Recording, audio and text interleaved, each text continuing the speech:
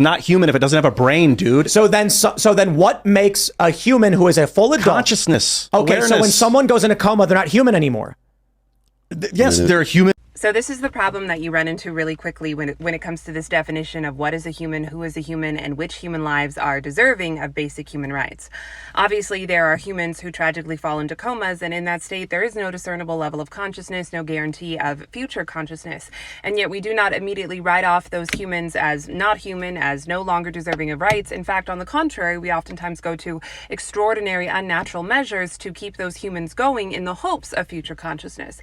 But then you go over to preborn lives, the most natural thing in the world, pregnancy, these tiny human lives who, if we just gave them the appropriate time, nutrition, environment, and did not intervene to end their lives, they would more than likely develop consciousness. They have all the potential in the world, and yet we treat them as subhuman, as not deserving of basic human rights.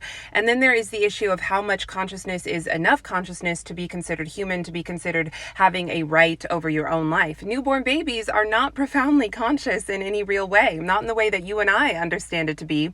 If you evilly try to take their lives, they do not understand what you are robbing them of. They do not have a deep awareness of life. They may feel panic or pain or fear, but not consciousness in the way you and I understand it. This is the problem when you start gatekeeping which human lives are actually human and which human lives are actually deserving of human rights.